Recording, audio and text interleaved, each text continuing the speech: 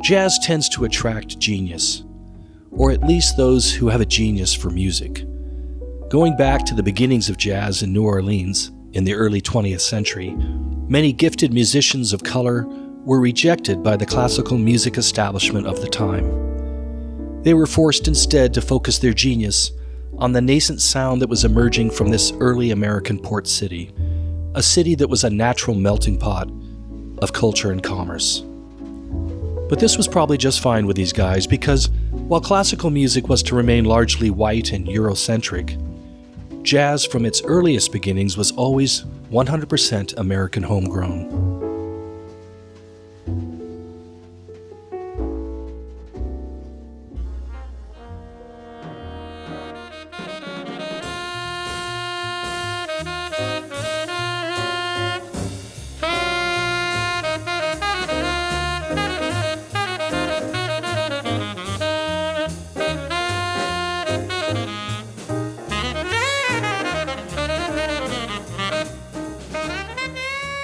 So jazz became America's own serious musical art form, and as such it tended to attract virtuosos. And eventually these musicians would often be referred to as the giants of jazz, prodigious demigods who strode the earth for a time and changed music forever. These include the likes of Charlie Parker, Miles Davis, and John Coltrane. They were cut like diamonds, hard, beautiful, flawless, and cool. They stood like statues on stage, pouring their magic effortlessly into the microphone. For the most part, distant and unapproachable personas.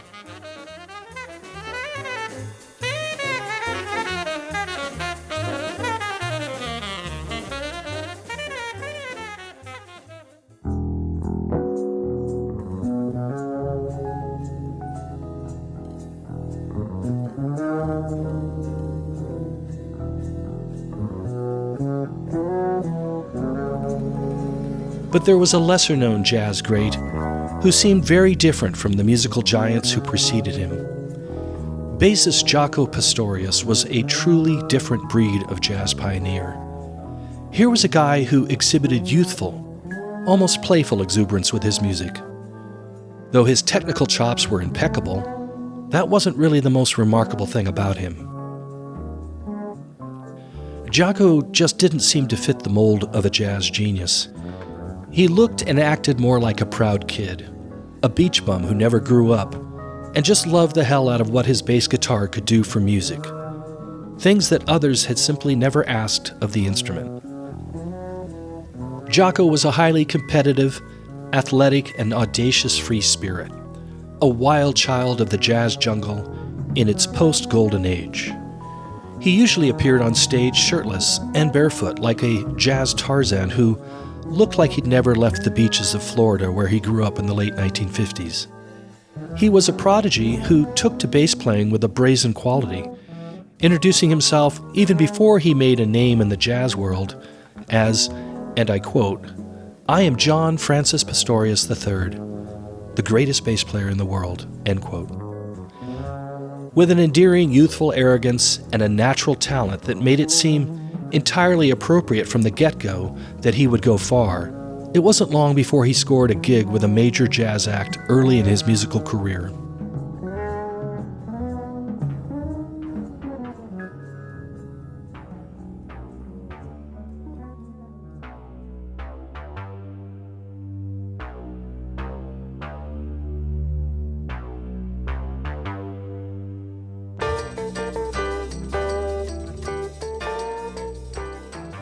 Weather Report was a seminal group that, along with Chick Corea's band Return to Forever, ushered in a whole new musical genre in the 1970s, a jazz that was fused with rock, funk, and whatever else was in the air music-wise.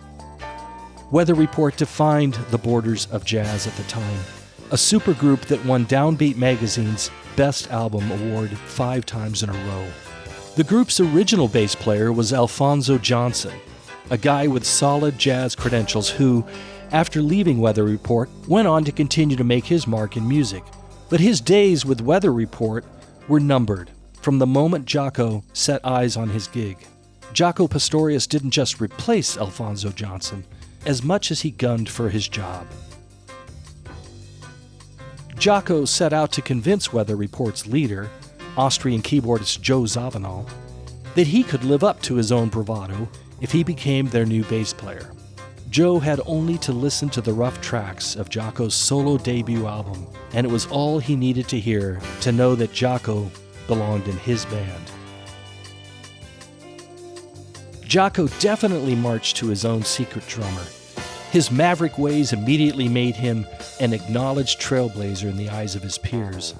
He single-handedly changed not only the role of bass playing in jazz, but in modern music in general.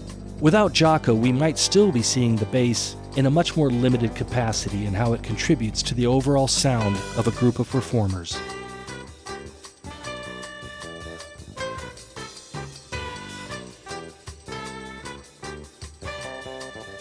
With Jaco firmly ensconced, Weather Report began a new era, and arguably its greatest. In 1977, the band delivered the breakout hit, Birdland, one of those rare jazz fusion crossover hits that also provided a signature sound for a decade that had a chic side to it that wasn't just about disco, pop, and FM rock. The song was written by the band's leader as an ode to a venerable club in New York where its namesake, Charlie Parker, aka The Bird, and other bebop masters held reign in the 1950s. It may have been Joe's composition, but Jaco owned the song, standing front and center on the recording, marking the signature melodic lines on his bass like no other could. The world now knew what Jaco had to offer.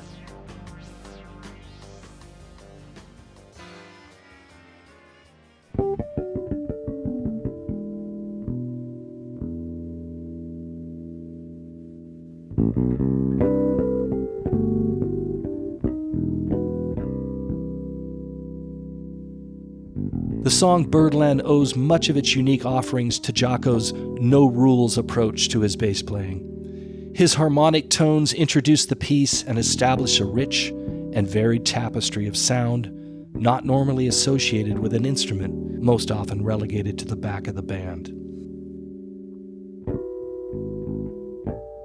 Bass playing in jazz leading up to the 1970s had been almost exclusively played on a traditional double or stand-up bass that had its beginnings in the symphonic orchestra.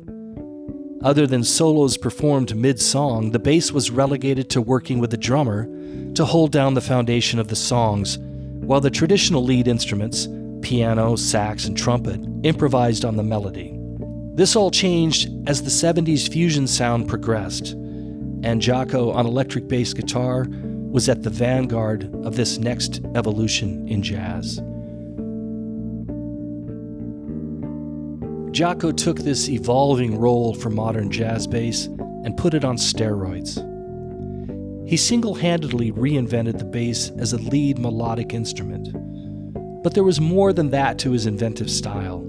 Jaco's playing was wild and adventurous, primal and evocative. His visionary playing was described in terms like otherworldly and unreal. His bass vocabulary featured chords, harmonics, textures, and tones with all sorts of nuances as he slid up and down the instrument's neck, with a blend of musical athleticism and sensitivity.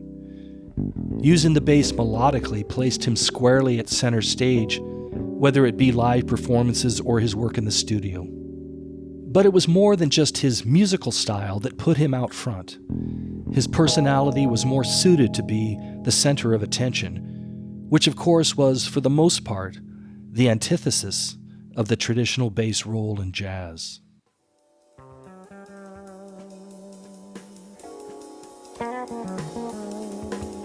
His desire to not play confined with any normal parameters went so far as the physical construction of his chosen instrument. Early in his career, not only did he abandon the stand-up double bass, but when he switched to electric bass, he even famously tore out the frets that were the standard features on all guitars. Frets are those little silver bars on a guitar's neck that provide direction on where to land with your fingers. Jaco just viewed them as guardrails on a highway he didn't want to slow down on.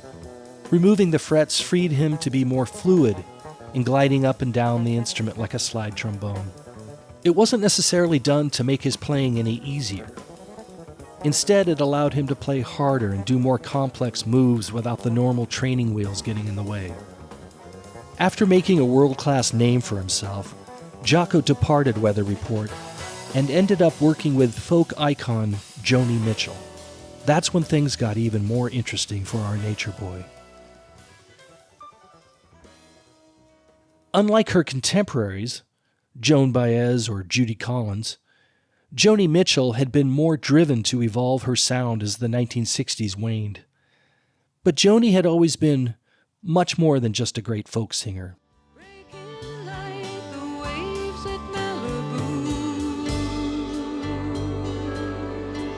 From the beginning, she had a singing and guitar-playing style that was way more nuanced and complex than folk rock usually featured. Throughout the 1970s, she was continuing to explore moving her sound in different directions and had decided to abandon the folk rock pop traditions in an effort to explore her more freewheeling jazz sensibilities. In the process, Joni Mitchell had grown dissatisfied with the studio musicians she'd been working with. She lamented at the time of not being able to find a bass player who could break out of the mold of merely holding down the bottom end. If there was ever a singer-songwriter destined to work with Jaco, it was Joni. This was a match made in jazz heaven. With Jaco, she found the perfect dance partner for her music, someone who could not only keep up with her weaving, undulating style, but even echo and stretch her creativity. Jaco instantly got her groove and gave her songs a whole new melodic counterbalance to her vocals. Playing with Joni, he took her musical explorations in a richer, even more sensitive direction, showing the world that Jaco had even more tricks up his sleeves.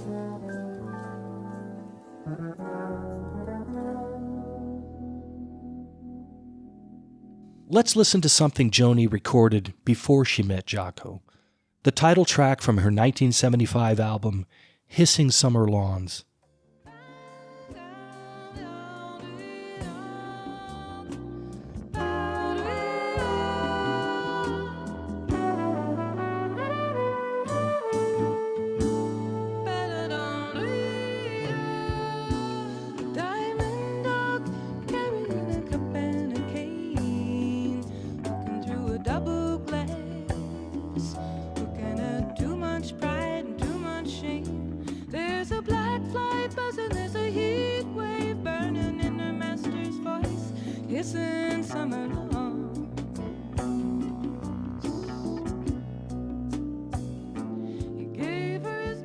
Here Joni is in all her brilliance, the farm girl from the Canadian heartland who survived and graduated from the tumultuous 1960s.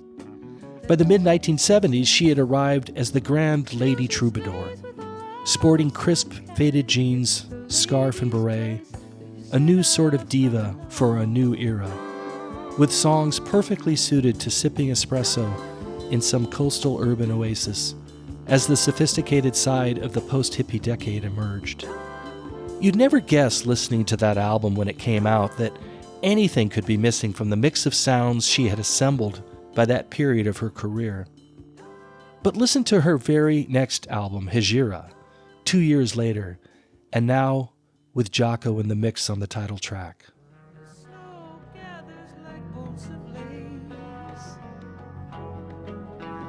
Waltzing on a ballroom girl.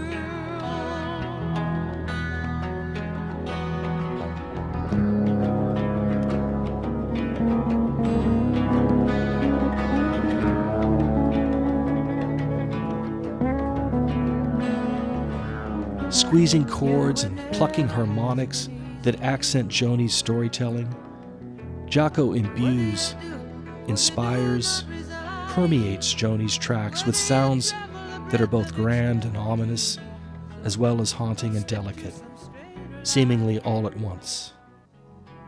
From the window of a hotel room,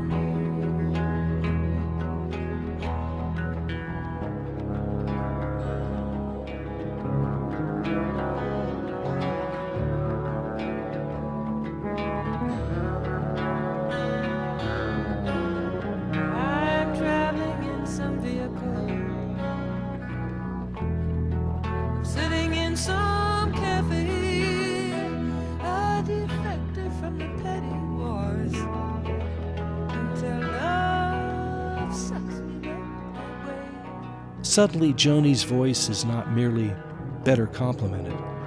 Her musical vision seems truly completed, adding more than merely a compatible instrument. Jaco's bass provides a comparable voice to Joni's, the other voice in her music that she perhaps was always missing, or at least in want of, in her constant search to take her sound into the next place her musical soul would wander.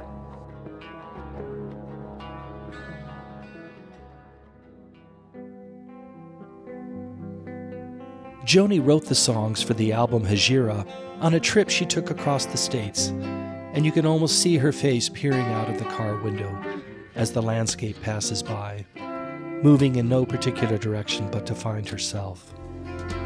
And it made most people nervous.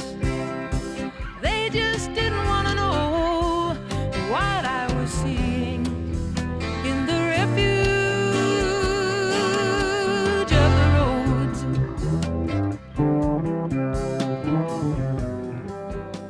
There's a dreamy, introspective air in these tracks that Jaco effortlessly intuits as he slides up and down the bass, knowing just where Joni's musings need a flourish or an emotive grounding.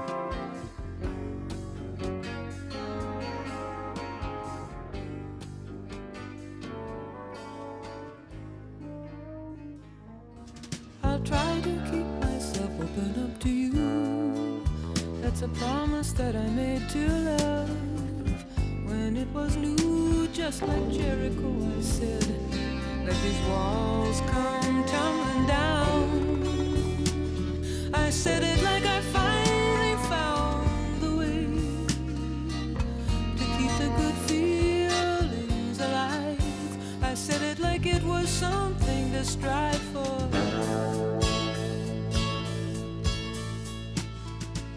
I'll try to keep myself open up to you and approve your self-expression. I need that too. I need your confidence, baby. Joni used Jaco on only 4 tracks on her album Hejira, the two having just met. But now with Jaco by her side, her explorations continued unabated. On her next album, released the very next year, Jaco's bass was there on every track. Together they crafted a sensual, seductive sound that was like making musical love underwater. Joni had indeed found a new dance partner, and together they created one of Mitchell's most uniquely expressive periods of her creativity. In the end, Jaco and Joni danced together through 3 albums in 4 years to finish off the decade. But then, the dance stopped, and they parted ways.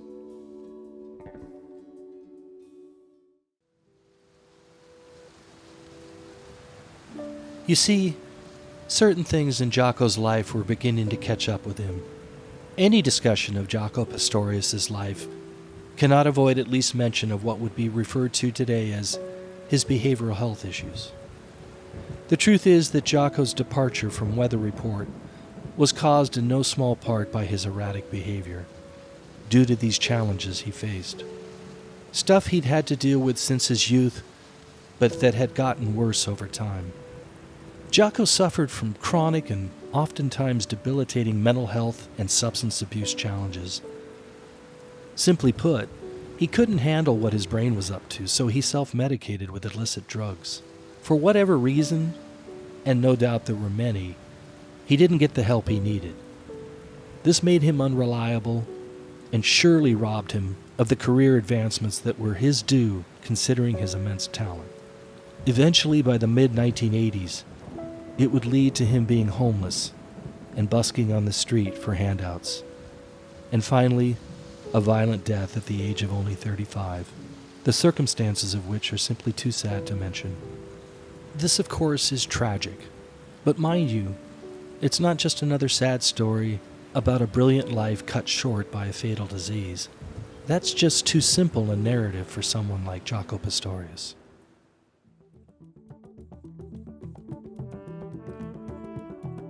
It's hard in a way to separate Jaco's mental condition from who he was as a creative individual. In some ways, his personal challenges were just another aspect of what made Jaco who he was. Jaco's playing was described as immersive and transportive. In some ways, perhaps his condition may have contributed to his ability at leading himself and other musicians into new musical territories. There's a theory among mental health advocates, a controversial one, that argues that such conditions are not debilitating brain diseases as much as simply a different worldview. In pre-modern times, those who held such an alternate view on so-called reality were not only not stigmatized, but actually valued. They were honored and bestowed special roles in society, such as the shaman of the village, the one who was encouraged to use their gifts to explore other worlds for the benefit of the so-called normal folks. Jaco showed us other worlds of music, and whether his condition was an affliction or a gift is for others to decide, but the man clearly had a different view of what was possible. Joni Mitchell, who worked so closely with him as his condition worsened, saw this aspect of Jaco in less than clinical terms as well. In 1987, after his death, Joni wrote, "I think he had a beautiful animal wisdom that I don't see as madness at all. It's something that we lost. You could view it in this time as madness, and certainly it could be seen as madness. Maybe I have the same madness, but it's not so expressed. In Jaco, I saw some of those expressions as a celebration of life." Most everybody knows of the greatness of someone like Johann Sebastian Bach, but few realize that it took a full century from the time of his death for the general public to appreciate Bach's contribution to music overall. Maybe the same goes for those other lesser musical giants that visit us from time to time. Folks who are really passionate about music get it relatively soon, but for the rest of us, it might take longer. The acclaimed bassist for the Red Hot Chili Peppers, who goes by the name Flea, has lived a life rich in music. Flea started out as a young jazz prodigy who played trumpet in school and cared little for rock or popular music. Later, he picked up the bass guitar after he was bit by the punk rock bug in the 1980s. He's since been voted a top bassist in popular music. In 2019, on the occasion of what would have been Jaco's 58th birthday, Flea was quoted saying of Jaco that he was the most revolutionary electric bass player of all time. He gave all of us electric bass players something to aspire to. And he did backflips on stage while rocking the shit out of Purple Haze through an Echoplex. God bless his beautiful soul. Happy birthday, Jaco. You live forever. Well said, Flea, and we couldn't agree with you more.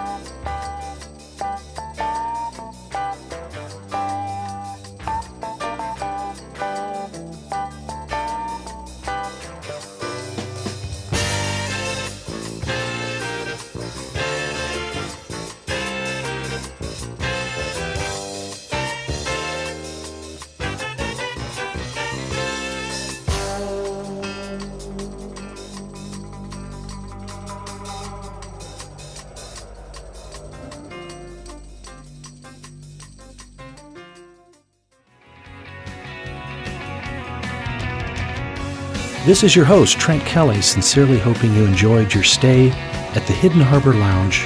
If you like what you heard, by all means, spread the word and click subscribe to make sure you catch new episodes when they're released. Until then, safe travels on the World Wide Web.